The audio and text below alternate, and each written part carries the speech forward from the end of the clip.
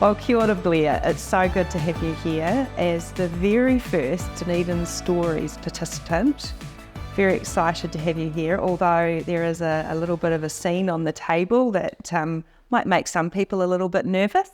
Yeah, a few sharp knives. Fancy to sharp you, knives. I'm from With Knives. Little Japanese knife shop based on Hanover Street in Dunedin. Sharp knives. Everyone should have a sharp knife. I'm a chef by trade, hence the culinary knives. I don't really deal with hunting knives or too many pocket knives or that kind of thing. I'm quite specific about the style that I do. Yeah. And also the place that I get them from is Japan, because I think Japanese make the best knives. They know knives, do they? Yeah. Oh, that's crazy.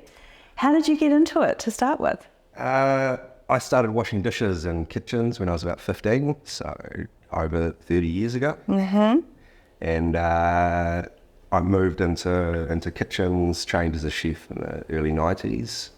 And knives were a pretty mainstay of that industry, using them every day. And a good knife makes life just easier. Yeah. Wow. Has the technology changed much for them in that time span, or? Yes, it has. Metallurgy has advanced quite a lot, in the last sort of 20 to 30 years, I suppose. Oh, it hasn't advanced a lot, but there's different metals that are available than there was 30 or 40 years ago. The techniques that the makers use, a lot of them are traditional old blacksmithing techniques. But now there's a lot of the Japanese makers are mixing those traditional techniques with modern technology as well, and modern metals. Yeah, so do you go into your friends' kitchens and go through the drawers and say, "Oh, you guys, you need some new knives"? yeah, pretty much. Yeah. Yeah. Everyone gets used to that. Yeah. Once they know me, Of course. Oh, that's cool. but then they know they can bring me their knives and I can get them sharpened. And how do you sell these, Blair? I have a little store, but I also sell online. So I've got a website, withknives.com. Awesome. And so I sell them through various channels there. Yeah. And supply chain wise, how's that? Supply chain, I deal directly with some blacksmiths and some makers. And so I have good relationships with some of them. And then other manufacturers and makers, I go through suppliers, which come all from Japan. And would have been a bit of disruption for you when we were all told to down knives and tools and go home, or was that a bit of a resurgence for you? For me, that was kind of the start of the business as it is now. Wow. I was selling knives for a few years, but then I made it more of the mainstay of what I do. Awesome. So it was an opportunity for you, really, wasn't it? Yeah, it was. Yeah, and culinary knives were considered essential items, so they were still available for sale during COVID. Wow. Yeah. Awesome. So being online during COVID was quite good. Yeah. And did you have a mentor that helped you build the business at that time, or was it just No, I've gut? been kind of running off my own juice at the moment. Yeah. But now I definitely need some more help, going forward, I think. Yeah. Yeah. And to build it. Yeah. A little bit of competition in the area, or? In the southern area here, I think I'm probably the most southern Japanese knife shop in New Zealand, and I'm only one of, I think, 3 Japanese knife shops in New Zealand. So Right. Yeah, we all talk with each other. So it's not a competitive competition. It's friendly competition, Nice. and we don't tend to carry the same lines because we work with different makers and different blacksmiths. Sure. We call it co-opetition. Yeah, exactly. Yeah. Yeah, because we're all out promoting Japanese knives. Yeah. Trying to get more people cutting better. There'd be a place for some great TikTok tactics, perhaps. Yeah. That's definitely where I think I'm heading. Yeah. I've had interesting discussions with Meta. So Yeah. they don't like me anymore. Right. They're a law unto themselves anyway. Yeah, so, yeah. I was permanently banned from advertising on them.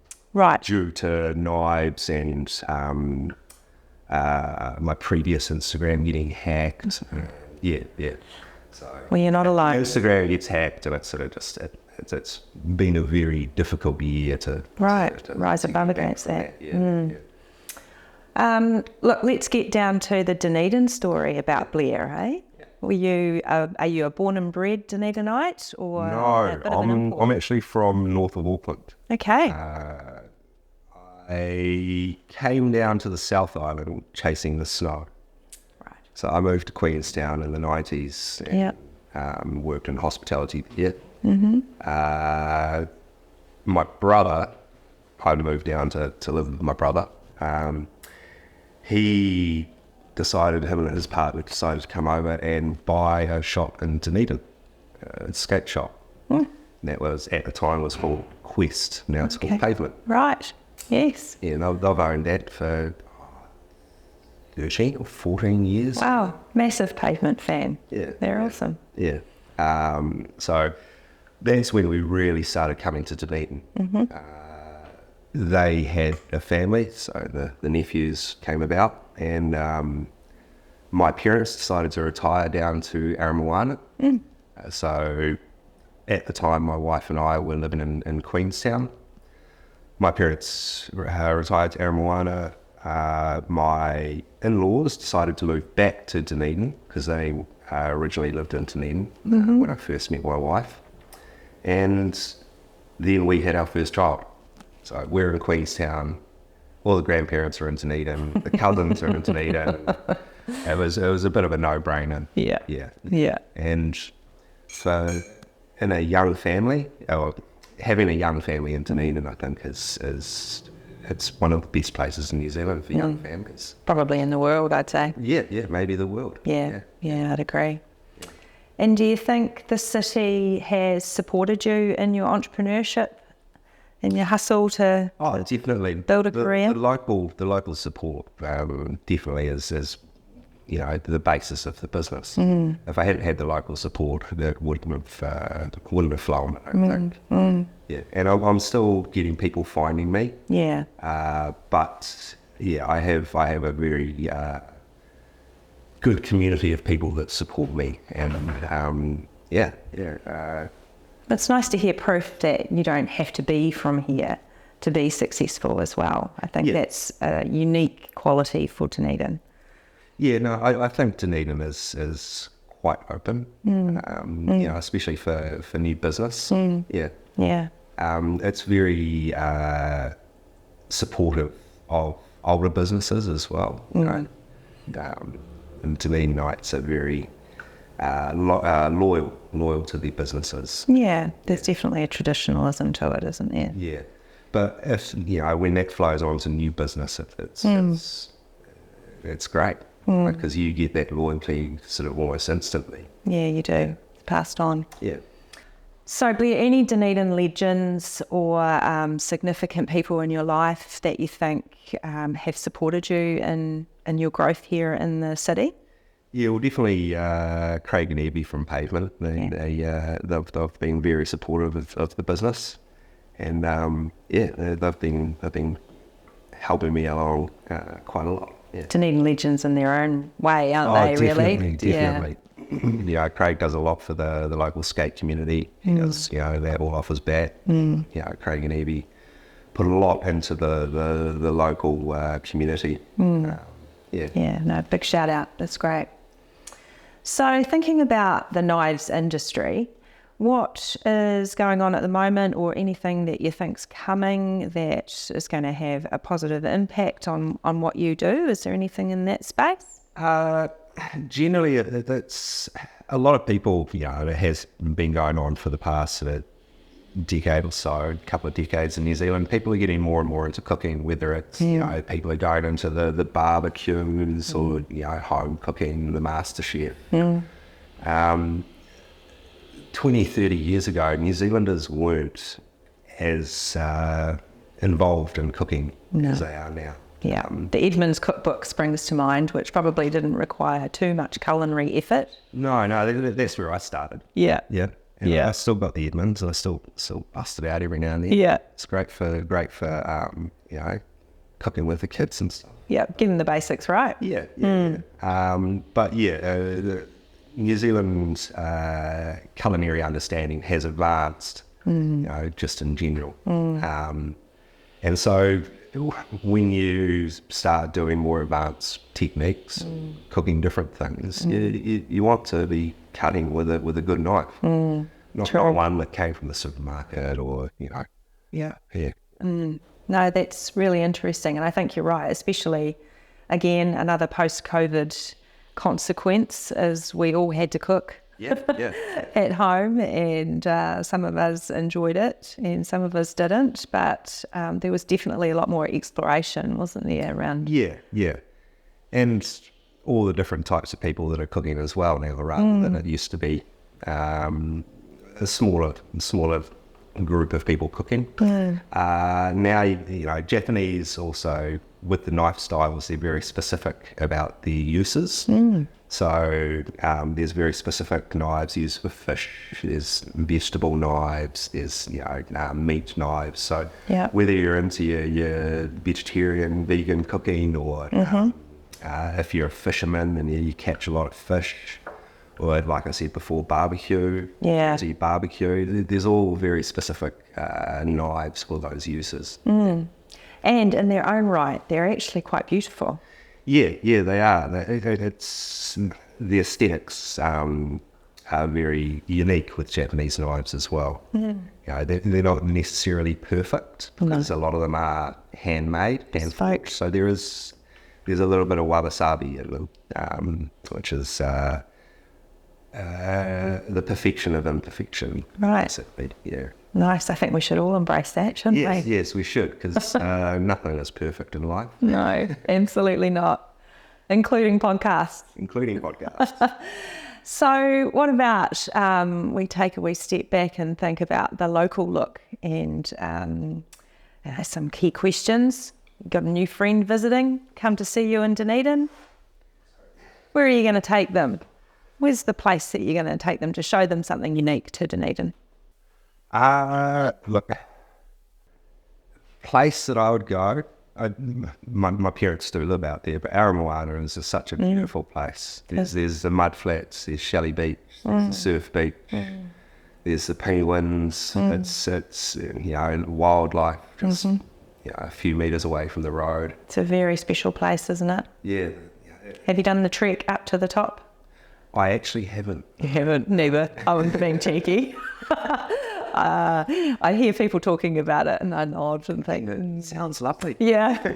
I believe you have to get onto your hands and knees at a point or two. So I don't know. I'll steel myself for that one day. Yeah, one day I'll do it when the kids are a bit older. Yeah. What about that friend? Where are you taking them to eat? Definitely ADJØ. ADJØ? ADJØ is one of my favourites. Yeah. And another one that's just because it's just around the corner from them or just up the street from the shop is Dosa. Dosa is just, beautiful food. Shout out to both. Yeah. Yeah, awesome. Well, knowing that you're not from Dunedin, I still think this question's kind of relevant. If you could share a Spates or an Ocho hot chocolate with a Dunedin legend, alive or have moved on, who would that be? Maybe Shane Carter. Shane Carter. Why Shane Carter? I think he's maybe one of New Zealand's top musicians. Yeah. One of the best. Yeah. He's certainly set the tone for the Dunedin sound, didn't he? Yeah. Are you a muso yourself? Do you play? No, I have no musical talent whatsoever. Okay. No, that's why I appreciate good music. Yeah, you can appreciate it. That's awesome. So looking forward, what's cooking in your future, Blair? Well, I can't wait for the George Street renovations to be finished. Awesome. Yes. I think it's just going to be so great for the city. Mm-hmm. Yeah. And it is already looking so good. Yeah, it is. Seeing the stuff that's not quite finished. Mm-hmm. It's been difficult. Yeah. But it's something that I think we needed to do. And I think it's going to be very positive for the city. Yeah. No, I agree. and a few less road cones will put a smile on all of our faces. Exactly. Although I've enjoyed dodging them. It's been a bit of a fun time waking up in the morning and seeing what new ones have sprung up. Yeah, that's for sure. What about if you had the power to do anything, what would you change about Dunedin, or what would you recommend that the city considered doing to improve it? Putting trams back in. I'm all for public transport. Yeah. I reckon the trams, the tram society trying to get the trams back up High Street will be a massive tourist attraction for the city if we can get that going. And then once that one's going, if it can expand out the city, it becomes a great public transport option for everyone. Definitely adds a distinct flavour, doesn't it? Yes. I lived in a city in Europe where they reinstated trams after 50 or 60 years, and it transformed the city. Yeah, I was in San Francisco recently, and it felt beautiful to have the option there to jump on, as much as the streets are a bit more of a hassle. Yeah, and apparently in the 80s there was a big fight to stop the trams going into San Francisco. Wow. And it was a close decision that they actually went in. Jeez. Yeah. We've got these knives in front of us. How about you give us a little bit of a story on one or two of your favourites? Okay, well, let's have a look here. Here's one of my knives from my home kitchen. It's a knife called a ADJØ, which is based off a French chef's knife. Okay, so it's quite an old style of knife. It was created around about the 1870s, 1880s, when one of the first Japanese emperor to eat meat. He decided to eat meat and they didn't have a knife for it. So the local chefs, they went down to the guys that ate meat, which was the Europeans. There was a French restaurant in Kyoto at the time. They went and found one of the French chef knife and they based the ADJØ off that. It became a really common knife in Japanese homes. Every home would have this style of knife. Over time, it's changed, and now it has a very Japanese style handle, but the original ones actually had a Western style handle. So the Western style handle one's actually just like that. It's a bit more of a traditional one. Yeah. Different handling? Is that the purpose for the different handle? Different handling, the different handle? Look, it's a look thing, it's a construction thing. Yeah, they're constructed slightly differently. This is a traditional Japanese wire handle. So it's made from quite a soft wood, and then the top ferrule is made from buffalo horn. Yeah.